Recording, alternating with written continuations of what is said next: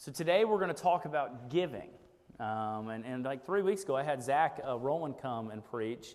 Maybe it was 4 weeks ago now. And Zach preached, and he preached the legitimate giving sermon. Mine is just kind of giving on the side. You know, when preachers talk about giving, there's always kind of a tightness that goes across, I think, everyone's chest. Like the preacher himself feels a little anxiety, and I'm sure some of you out there start clutching a little bit tighter to your wallets and your pocketbooks, thinking, my goodness, what is this guy going to come and do? We're going to talk generally about giving today, some big principles for giving.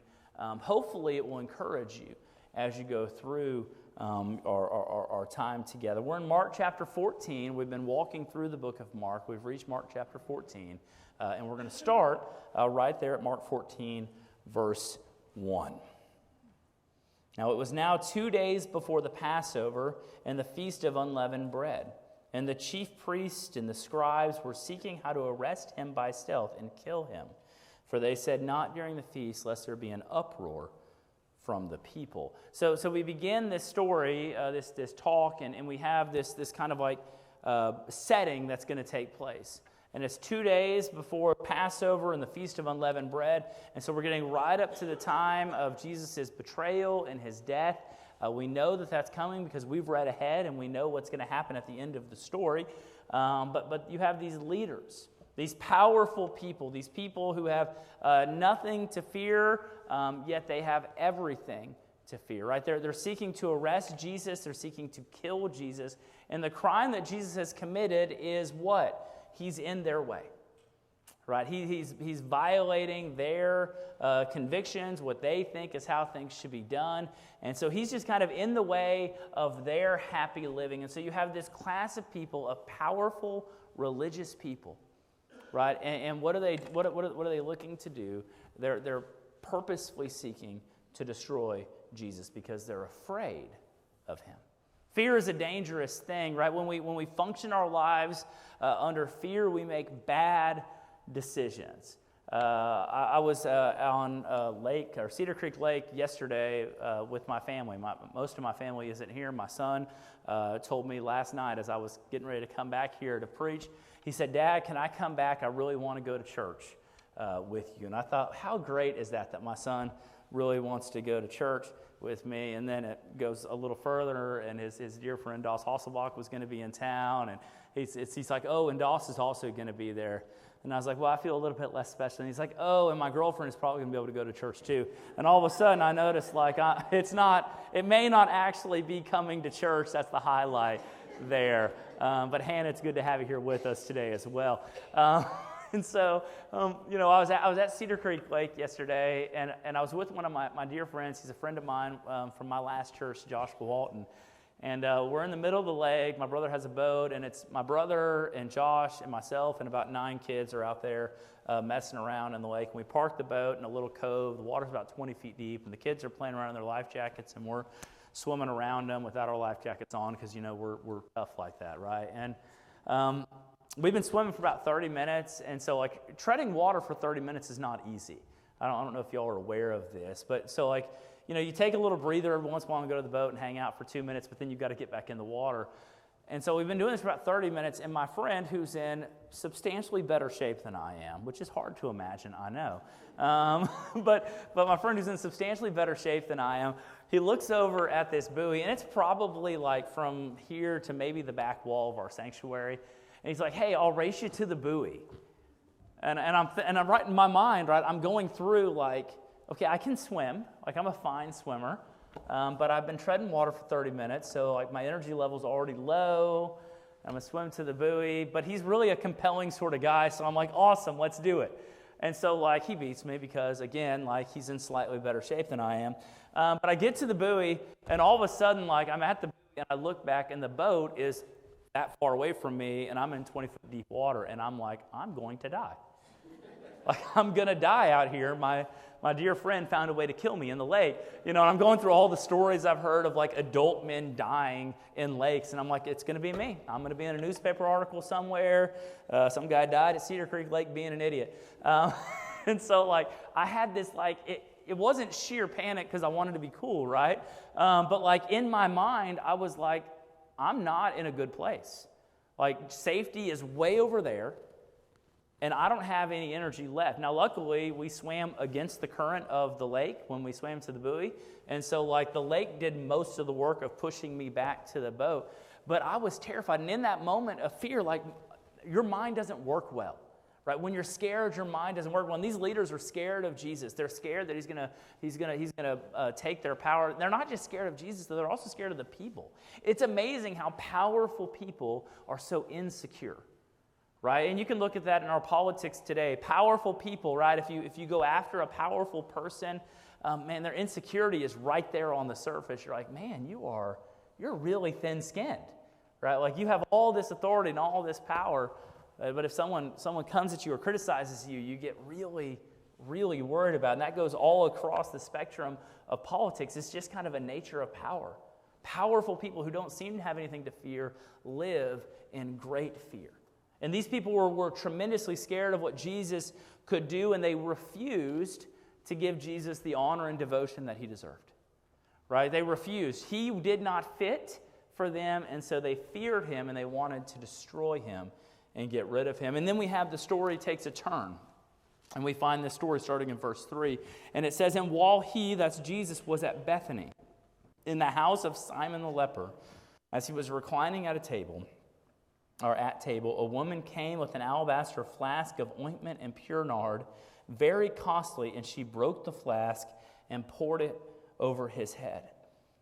And there were some who said to themselves indignantly, why was this ointment wasted like that? For this ointment could have been sold for more than 300 denarii and given to the poor. And they scolded her, but Jesus said, leave her alone. Why do you trouble her? She's done a beautiful thing to me. For you will always have the poor with you, and whenever you want, you can do good for them, but you will not always have me. She has done what she could. She anointed my body beforehand for burial. And truly I say to you, whenever the gospel is proclaimed in the whole world, what she has done will be told in memory of her. And so you start with the story of these powerful people who have great fear and refuse to give Jesus his proper place, refuse to give Jesus their devotion and loyalty. Instead, they see him as a threat and seek to destroy him. And then the scene changes to this house in Bethany. And if you read, there's a couple corresponding accounts of this. John 12 has a pretty lengthy account of this same story. But you have Jesus is in the house in Bethany, and this woman, she's unnamed in the book of Mark, but as we look in the book of John, it's Mary, the sister of Lazarus. Mary, the sister of Martha, is the woman who does this great thing for Jesus. And she has this flask of like perfume. Right, it's nard, and nard is a spice that would be very difficult to get your hands on in that part of the world anyways, and it's a whole kind of container of it, and it's super, super valuable, right? In a world where bathing is optional, perfume is not, right? And so perfume becomes very, very valuable in a world where bathing is not that big of a deal.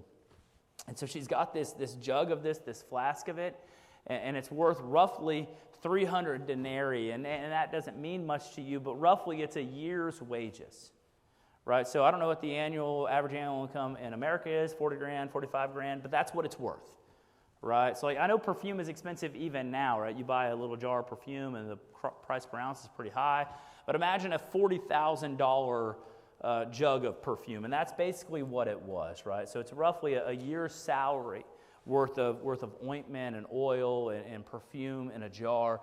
And she goes and she doesn't just take a little like splash in her hand and rub it on him, right? She doesn't even like dump half of it out and just rub it all over his head and his body. No, what she does is she literally breaks the flask, right? When you break an ointment jar, you can't put it back in, right? It's all gone. She gave it all away. 100% of it was given in devotion to Jesus. And in that moment, right, in the moment when that's happening, she's doing this amazingly generous thing for Jesus. You have these disciples, followers of Jesus, who stand up and say, that was wasteful. That was not a good use of resources. We could have taken that. We could have sold it. We could have given money to the poor. I mean, we could have bought a house. Like, who knows what we could have done with that money. But instead, you just wasted it. Right? And there's people in the world who are very critical of other people's devotion to Jesus. right? I've seen this in families. I've seen it where you've had teenagers who have gotten caught by the knowledge of Jesus Christ, right? All of a sudden, they've grabbed hold of the fact that they're a sinner, lost in their sin, and that Christ died for their sin and rose from the dead. And because of that, they have a new life and an opportunity to live a life that's meaningful and purposeful, and they grab onto that. And like all of a sudden, their whole life is reoriented. Right? They're going to church, they're going to Sunday school, they're going to Wednesday nights, they're going to everything they can. They're telling their friends about how great Jesus is. They're reading their Bibles. And then all of a sudden, their mom or their dad sees what's happening to their kid. And all of a sudden, they start trying to throw cold water on their kid. I've seen it. I've seen it done dozens of times in my ministry, where a child gets passionate about following Jesus Christ. And the person who should be mentoring them in the faith, usually it's a lost person, a lost parent, comes and starts to put the brakes on them, right? Starts to ground them from church, right? Because we don't want them going and being a part of church. Starts to find other ways to occupy their time so they don't have time to be in personal devotion. Right? There are people who are worried about other people's devotion to Jesus. And these disciples, in the moment when it happened, they looked at what Mary had done and they said, that is wasteful. That's a wasteful way to handle it. Couldn't we have done more with that money? Couldn't we have found a better way to handle that? Couldn't we have been more responsible with what was given or what could have been given there? In the moment, they're not mocking her. They're criticizing her. And Jesus looks at them and he stops them and he tells them to shut up. Right? He says, like, y'all guys don't know what you're talking about. You don't understand what's going on here. But she gave this great gift, and not only is it right for her to do it, not only is it the right thing for her to do, we're going to make sure this gets written down so that every time people talk about me, like when they talk fully about me, her story is going to be brought up because she was faithful with much. And the idea there, right, is that she was being wasteful. But the truth is, it's impossible to be wasteful in your devotion to Jesus Christ. You can be wasteful in a lot of things, right? You can be wasteful on your devotion to your children, right? We can spoil our children. We can spoil them. We can give them what we think we're giving them the best, and really we're not giving them the best, right? We're just buying them off with this and that, right? But it's impossible to be wasteful in your devotion to Jesus. Right? It's possible to be wasteful in your devotion to your spouse. I mean, I love my wife. She's tremendous. But it's possible for me to spend everything that I have and to give all of my time and my energy and my talents to making her life the very best it could be, in whatever qualitative word best is in that sentence. But in the middle of that, I'm actually doing harm to her. I'm trying to do right for her. I'm trying to go good by her. I'm trying to treat her the way that I wish she could always be treated, but at the end of the day, I could be destroying who she is. But it's impossible to be wasteful in your devotion to Jesus. Guys, Jesus asks us to be generous in our devotion to him. And the reason that Mary was so generous to Jesus, and this isn't just about giving like stuff to kingdom work. It's not just about giving finances to the mission offering or to the church or to other good organizations that are sharing the gospel, right? We have to be willing to give ourselves fully to the purposes of Jesus Christ. And that means we don't hold ourselves back. You know, that woman had no business being in that room. It doesn't make sense today that women and men would be so segregated, but in that day and age, when the men are eating, there was one job that women had when the men were eating at the table. It was to serve the men the food and to leave. That was it. Right? Like, that's not the way it is now. I understand that. But back then, that was the only thing that she needed to do, was to walk in there, here's the food, and be done. But instead, the men are there talking about whatever they're talking about and doing men's stuff, right? Football or whatever it is that's going on in the ancient Near East at that time. And she walks in and she busts that thing open. Right? And it's unmistakable. Some of y'all have been around junior high boys, right? Junior high boys are the worst people on earth. Right, I was one once. I've got a couple. Well, I guess I've only got one right now who's a junior high boy. But man, junior high boys, I've gone to a lot of church camps, and for some reason, Axe body spray, which I don't think is as big of a deal now as it was a few years ago, but man, that stuff is pungently nasty. Right? And for some reason, junior high boys think they need to use half a can every time they do anything. And so you'll walk into a locker room or you'll walk into a dorm room at church camp, and you'll open the door and you're like, who broke out the axe? Like, who decided to run? Like, because it hits you in the face. It's mean. Junior, stop it. Ty? Right?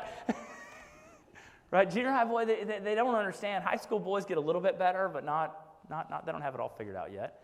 Right? And then hopefully by the time we get out of high school, we recognize like, oh, like the whole world shouldn't know that I just put on something. Like it's for people who maybe get close enough to me to care about that. But this woman, when she broke that jar and dumped all of that stuff on Jesus, well, you can't hide it.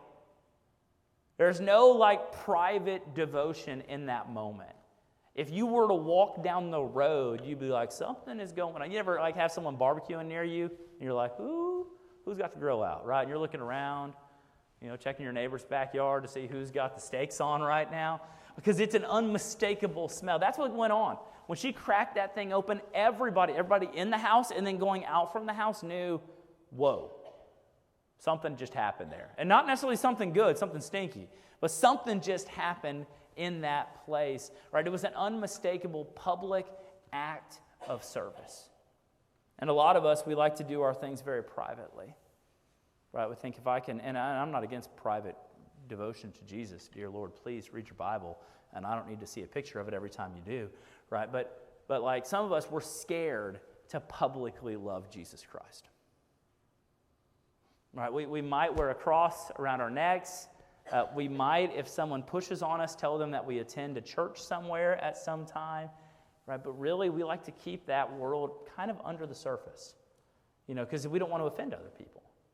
Because not everyone goes to First Baptist Church Rockdale, right? The true church. No, not everyone goes to a church. Not everyone has a religious backbone behind them, and you don't want to offend them. And so what do? We do the exact opposite of what this woman did, which was a public display of devotion, a generous gift to Jesus. No, we do everything as quiet as possible. We're like secret Christians. And we hope maybe through our secrecy sometimes someone might come up to us and say, like, tell me about Jesus. And you're like, okay, I'll tell you about Jesus right now. Right? We think that they're going to come to us and whisper to us that they want to know about Jesus. But they don't do that. But at some point, people just have to see the one that you love. Right? If I never told my wife I loved her publicly, if the only time I ever told my wife I loved her was that I would write her a little note, like a Mission Impossible note that would self-destruct after she read it, right? And like she was the only person who ever knew that. All right, we didn't get married publicly. I said, no, I don't want anyone to be embarrassed by the fact that we get married publicly, so I take her into the corner of the Justice Peace Office and get married privately in there, and then we sneak out, and then when we go out in public, I make sure I don't touch her, and we're just oh no, we're friends, we're just yeah. That's not love. Right? I don't know what that is, right? That's not love though. And a lot of us, we treat Jesus that way. Right? He came, he died, he sacrificed. In a minute, we're going to celebrate the Lord's Supper where we remember the body and blood of Jesus, the body broken for us, the blood poured out for the forgiveness of sin. We're going to remember this great sacrifice of love that Jesus did, and then we're going to go out into the world, whether it's into our schools or our workplaces or in our community, and we're going to be like, I don't want to make a big deal about this. But Jesus is kind of a big deal. What he did was a big deal. The love that he gave to you was a big deal. And so what we should do is respond with wasteful obedience to Jesus. And I don't mean to be insane, but I mean when other people look at you and say, boy, you're not handling your business right. You're really kind of all about Jesus right now and not doing other things. That's the goal. The goal isn't, well, I gave my 10% quietly to the church and I read my Bible quietly in my house, and Jesus knows that I love him. Jesus knows that I love him, and the church might know that I love him too. But the world should know. And they should look at us sometimes and be like, do they not understand that they're wasting? Because that gives us a chance to say, no, We're not. The disciples, the pushback was that the poor needed the help. And the fact is, the poor need help. Like as a church, there's not another organization in the history of mankind that has cared as much for the poor as the church. Right? Jesus Christ did not say, don't help the poor. He said, right now, in this moment, she's doing the right thing and serving me. But the truth is, there will always be problems with poverty. There's always going to be people in need and want. I read about what's going on in the city of Austin. Austin's kind of a weird town anyways. They put it on shirts so they own it. But, like the homeless problem in Austin is a real problem. And like to solve the problem, what are you going to do? Right? And the answer always seems to be like more money, but then you get more money and then all of a sudden there's another 40 homeless people. And you got to figure out how do we, and I don't have solutions to the homeless problem in Austin, Texas. I don't want y'all to call me and say, well, what's your solution? I don't have the solution. But more money isn't solving the problem. Right? And so just because there's a problem out there, money isn't always the solution. But guys, we're supposed to be wasteful in our obedience to Jesus Christ, where other people would criticize us because we love Jesus so much. And then the story ends in verse 10. So right after that great sacrifice by this woman, we have Judas. And it says, then Judas Iscariot, who was one of the 12, went to the chief priests in order to betray him to them. And when they heard it, they were glad and promised to give him money, and he sought an opportunity to betray him. So we start this story with these men who are scared of Jesus, powerful people who are scared of Jesus. Then we have this woman who is a no one, literally in the book of Mark. She doesn't even have a name. A no one who gives everything, gives her most precious possession in honor of Jesus, to his service, to his thing, and she's praised for this crazy amount of obedience. And then we have the disciples who are rebuked for not understanding it. But the main disciple in there, if you read the book of John, was Judas. Right? When Mary broke the nard and she's rubbing it on Jesus and wiping it with her hair, right? In that moment when that's happening in the book of John, you have Judas Iscariot named in the book of John, and he's like, this is not right. We could have sold that. We could have gotten it. And John gives a little note and it's like, Judas was a thief, so he liked the money. Right? And so the idea was like Judas wanted to sell this so that he could put it in the pocket of the ministry fund, and then he could help himself to it whenever he wanted to get a bite to eat at Whataburger or whatever like that. He would just take it out of the sack, and he would be fine. Right? And so we have Judas. So Judas has just watched this woman give everything that she has to Jesus. And then he shows up, the man who's been closest to Jesus. He is an inner 12. We don't always think of Judas that way, right? Because he's a Judas, right? He's a bad guy in our story. But he was literally one of the closest people to Jesus Christ. He spent 3 years with Jesus.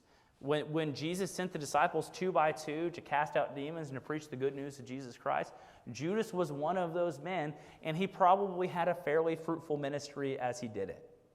Right? Judas was a big deal in the early church, the founding church, followers of Jesus Christ right here. That's going on. But you know what happened to Judas? In that moment, that was like the final straw that broke the camel's back. He saw this woman being praised for being wasteful, and he knew Jesus isn't going to do what I want. And once Jesus stopped being what Judas wanted him to be, Judas gave up on him. He was disillusioned by Jesus Christ, and so he betrayed Jesus Christ. He sought to destroy the ministry of Jesus Christ. And so he goes to the people he knows who wants to kill Jesus. He says, I can deliver him to you if you'll pay me some money. He wanted the money for the nard. He didn't get it. He said, if you'll pay me some money, I will trade you Jesus for 30 pieces of silver. And we'll make the trade right now. And the chief priest said that sounds like a good deal because they were scared of Jesus. And Judas, who was disappointed with Jesus, betrays the one who came to live for his good. You know, and Judas there's all sorts of people who've been living the Judas life ever since. There was kind of a rash of notable Christians who lost the faith in the last month. There's a guy named Josh Harris. Josh Harris wrote a really influential book whenever I was a high schooler, I Kissed Dating Goodbye. He wrote this book, and it was kind of a Christian courtship book, and a super popular book. A young guy when he wrote it, Went and took on a pastorate position at a church, kind of faithfully served Jesus Christ, and then in the period of about 6 days, he repudiated his book that made him famous. He left his wife, and he left the faith. It was about a 6-day period that those three things happened for Josh Harris. Notable guy, a well-known evangelical, one of us, walking away from the faith. Just a few weeks after that, one of the leaders of Hillsong worship. Hillsong is a gigantic church in Australia. Some of the worship songs we sing are Hillsong songs, I assume. But huge worship ministry in Hillsong. One of the most influential people in their worship ministry. After he has gone through all of this time of kind of making Jesus' name great and building his own name up alongside of Jesus, when he was done with Jesus, he departed. And he apostatized, and he called out his face, said, I can't believe in this anymore. You have these well-known people walking away from the faith of Jesus Christ, and their situation is the exact same situation that Judas had. They were disillusioned. Jesus wasn't working for them anymore. But you know the truth, guys? Jesus doesn't work for you. Right? He's not here for you. You're here for him, for his purposes, for his goals, for his causes. He's not here to build you up into a mini celebrity so that you can experience the great things of life on this side of eternity.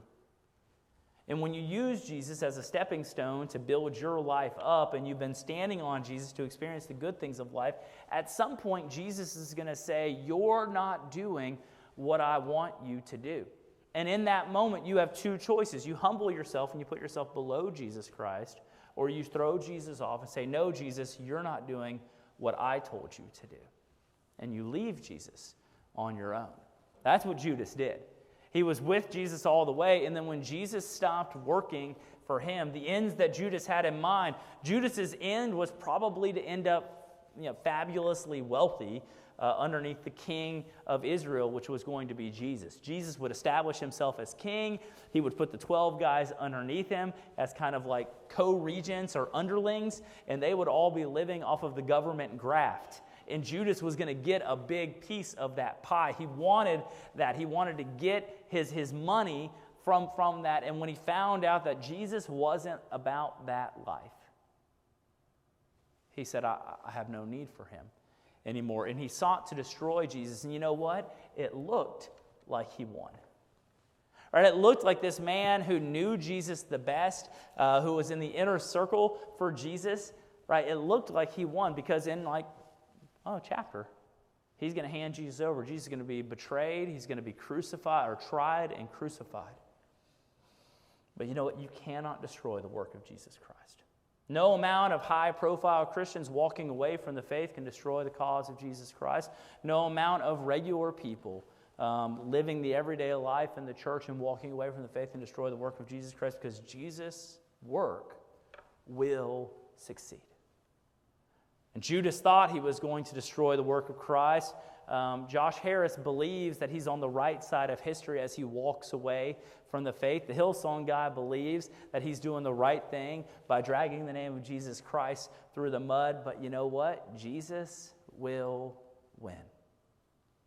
Dark days may be here, but Jesus brings dawn every morning. Guys, we don't worry about that. And that's why, as a church, we're called to give generously, borderline wastefully to the cause of Jesus Christ. And I don't just mean to the cause of First Baptist Church Rockdale, though I do mean that. If you're a member of First Baptist Church Rockdale, I want to talk to you just for a second really, really straight. Guys, if you're a member here, you have a responsibility to give generously to this church. You have a responsibility to give sacrificially to this church. And I have that same responsibility.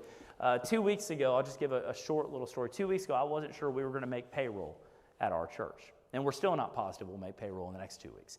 Right? But 2 weeks ago, it was really touch and go.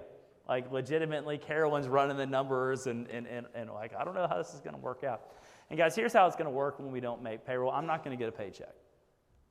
Right? That's just how it's going to work. And then at some point, probably the next week, I'll make payroll and I'll get a paycheck. Right? And that's the way that'll work. But I got that paycheck, and I had it in my hands. And this is the first time in 4 years that I've ever been tempted not to give to the church. Because I have this thing in my hands, and I don't know if the next one's coming on time. Right? I don't know. But and I'll go through it, and I run it in my head a few ways. I'm like, I give to the church by being at the church. I'm a pastor, and so and you start rationalizing things in your head. But you know what? I gave off of that check, right? I gave my tithe off of that check because I know God is in control, and His resources aren't limited. And if my faithfulness slips because I fear the future, I don't have much faithfulness anyways. Right? We give even whenever it leads us into places that look dark. Some of you need to give to the church. Some of you haven't done, and I know a lot of you are really faithful givers, and so I'm not beating you up. Like if you're a faithful giver of this church, don't tune out, but just know I'm talking to the person next to you probably, right?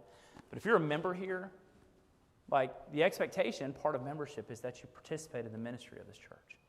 And we're trying to make it as easy as we can for you to be involved with that. And so there's an announcement in the bulletin. There's 3 ways you can give to this church, right? You can come, we pass a plate, you can give in your Sunday school class every single time, right? You can give just every week as that comes by, or you can give in your Sunday school class.